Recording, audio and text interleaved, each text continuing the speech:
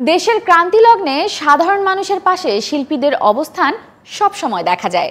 স্মরণকালের ভয়াবহ বন্যায় ঢাকাই সিনেমার বেশ কয়েকজন তারকা বন্যার্তদের পাশে থাকার সর্বোচ্চ চেষ্টা করেছেন। এবার নোয়াখালীতে ত্রাণ সামগ্রী নিয়ে হাজির হলেন চিত্রনায়িকা শবনম বুবলী। বিস্তারিত জানবো এবারের সেগমেন্টে। পৃথিবীর যে কোনো দেশের সংকটে সবসময় সোচ্চার থাকে সাংস্কৃতিক অঙ্গনের শিল্পীরা। বাংলাদেশেও তার ব্যতিক্রম নয়। স্মরণকালের ভয়াবহ বন্যায় বন্যার্তদের পাশে দাঁড়িয়েছেন চলচ্চিত্র অঙ্গনের অধিকাংশ তারকা। এর মধ্যে চিত্রনায়ক সিয়াম তার আয় বন্যার্তদের সাহায্যের জন্য দিয়েছেন। আমি একটা ডিসিশন নিয়েছি, আমি আমার এই মাসের ইনকাম এবং আমার লাস্ট মান্থের যে ইনকাম টোটাল চাংটা আমি ডোনেট করতে যাচ্ছি। অন্যদিকে চিত্রনায়িকা পরিমণি একটি ফান্ড কালেক্ট করেছেন। আমরা দেখতেই পাচ্ছি আমাদের এখানে কিছু রাজ্যের আছে, পানি আছে, খাবার দাবার আছে, চাল আছে, আলু আছে, ডাল আছে।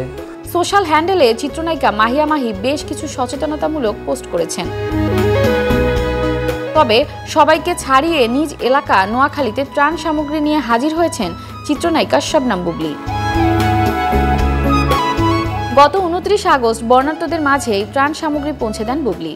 বন্যা শুরু থেকেই বানভাসীদের পাশে থাকার চেষ্টা করেছিলেন তিনি। তবে যোগাযোগ ব্যবস্থা নাজুক থাকায় এই কয়দিন ঢাকা থেকেই সহযোগিতা দিতে হয়েছে। তবে বুবলীর ইচ্ছা ছিল সশরীরে দুর্গতদের পাশে দাঁড়াবেন। সেই পরিকল্পনা অনুযায়ী নোয়াখালীর অনেক প্রত্যন্ত এলাকায় গিয়েছেন তিনি।